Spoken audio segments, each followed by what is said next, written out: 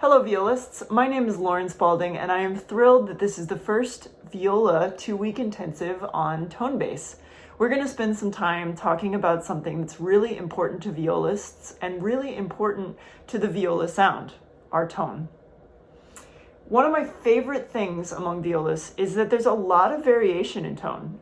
Unlike violin, luthiers are still exploring how to best negotiate the viola's size with its playability. So since there are so many different unique viola tones, there isn't one perfect sound. Personal preference still plays a role in how treble, alto, or bass heavy our playing is. However, there are some clear tools that I'd like to share that we can start to dive into on how to best develop your own optimal sound. Before we dive into some simple but effective etudes, let's get on the same page. To me, a great tone stems from consistently rebalancing our physical motion. So as a martial arts studier or as a high-level sport performer, we train our bodies to flow through internalized patterns in preparation of negotiating the external stimuli that will be thrown at us. So that's just a fancy way of saying that we must train ourselves to respond to all the stressful things that can happen while we play. This can be getting too far out to the tip of the bow, eek, which that's always a stressful one for me, or a sudden bow change, or combating performance anxiety. So if we want to identify a good tone, we don't really look for one beautiful note. We look at an artist who's eliminated the not so great in their playing to create a very high base level of what is a neutral good sound. This opens up a palette for musicality that we can sit on. For those joining who might be new to tone exploration, here are 3 quick variables that are used to change sound. The first is contact point. Contact point is where the bow is placed from the bridge to the fingerboard. Playing over the fingerboard creates a light, airy sound, whereas closer to the bridge, it's much more strident. So a lot of times, what might be the most acceptable and is the most normal is just right in the middle. But knowing that there's variation is really important. Secondly, weight. So in doing weight, I like to sort of wiggle into it and feel the arm melting. Feel from the shoulder right here. And feel this melting down.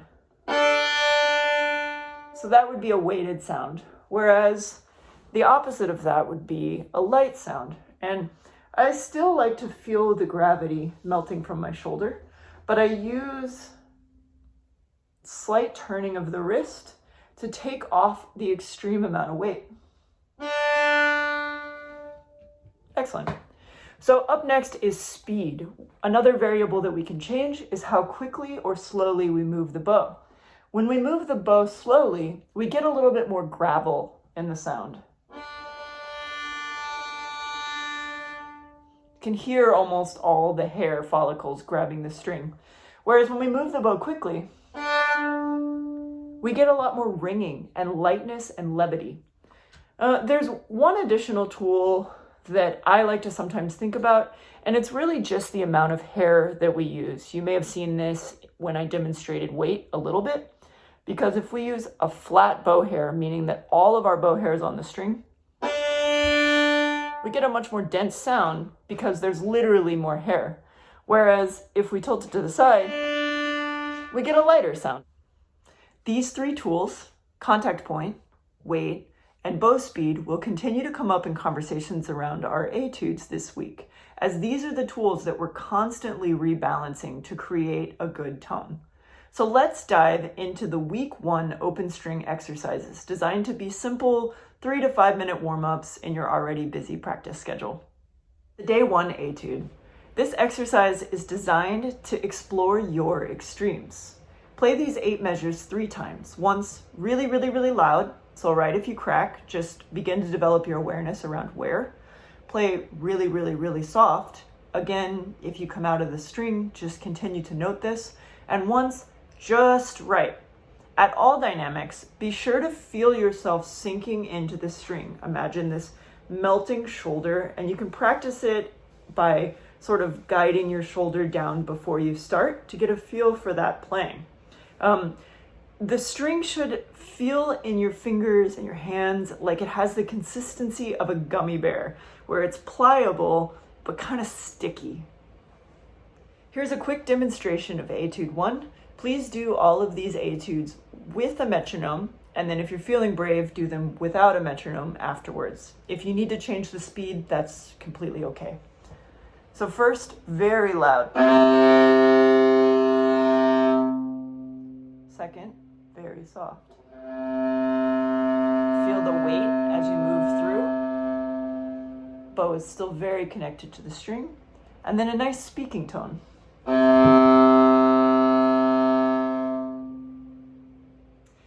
Day 2 Etude.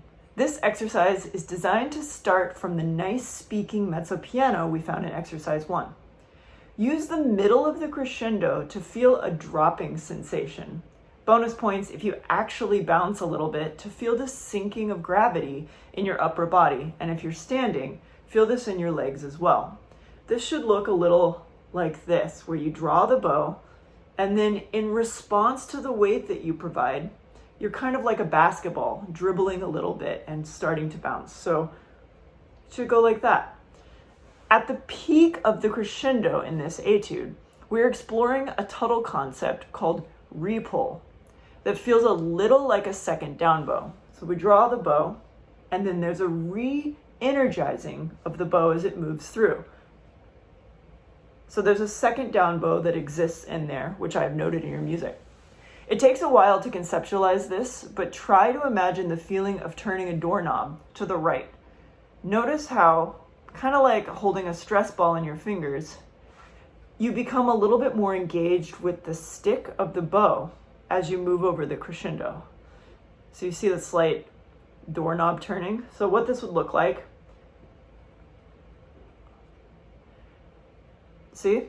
So continue to explore that. I will also demonstrate it for you. Here's a demonstration of the day 2 exercise.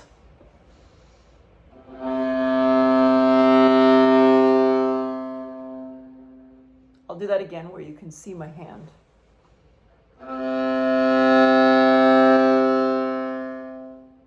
If you note the small, soft engagement of the fingers, it's very gentle, but just enough that that second down bow right here moves through.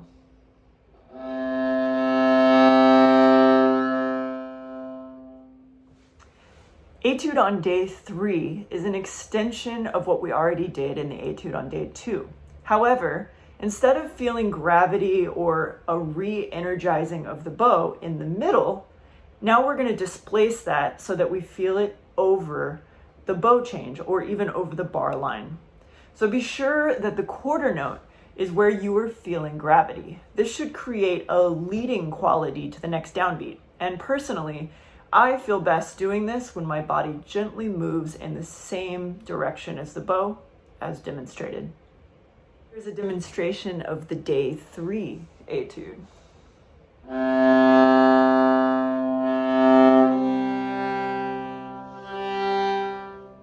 Note the re-energizing of both quarter notes on up and down bow. Etude day 4 and etude day 5. Now that we're feeling weight and gravity throughout the entirety of our bow, we've practiced placing it in all sorts of different locations, I'd like us now to explore the other extreme.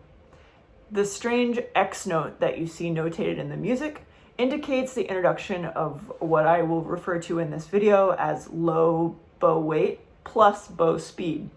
That's a complicated term that I'm using, but really it just means that I want to hear a whooshing sound or a ghost tone with the goal of opening up long phrasing possibilities by removing the gravity in the bar line.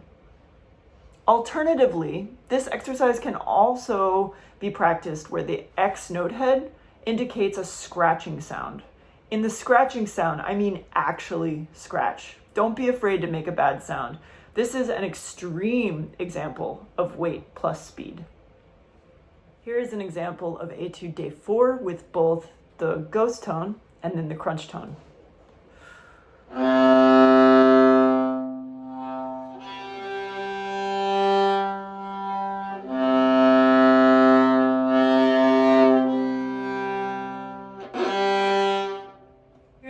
example of Etude Day 5 with both the ghost tone and then the crunch tone.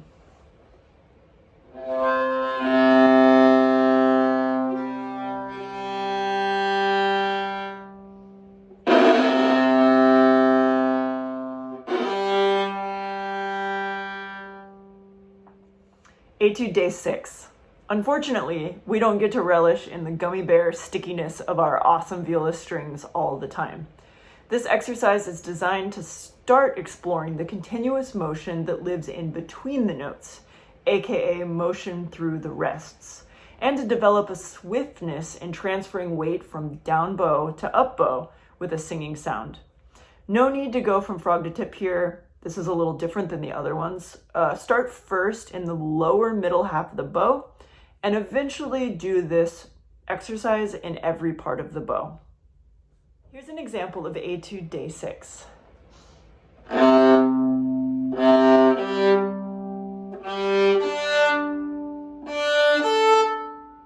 Here's in slow motion because I'd like you to note that there is a full circle happening in between.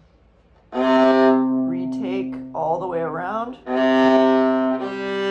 Retake all the way around to an up bow. And continue that pattern. Etude Day 7. These first 7 exercises are primarily about exploring the relationship our bow arm has with gravity. We should now be beginning to get a sense for how much pliability or bendiness each of our different strings has. You may have noticed that the C string is very flexible, allowing for a great deal of our weight to drop into the string, whereas the A string can't handle the same amount of weight, relying more on gravity alone. The Day 7 exercise continues to challenge the swiftness often required for making weight and speed adjustments in our playing in real time in our pieces. The balance of weight and speed are really crucial in creating a great and consistent tone. First, play this etude with a real tone on the standard note head and a ghost tone on the X head, and then on the repeat, play the standard note and then a crunch tone. So again, that really, really spicy, crunchy sound so we can practice an overexertion of weight. Here's an example of Etude 7. This one is a bit complicated, so take it as slow as you need to fully feel yourself sinking into the string and coming out of the string.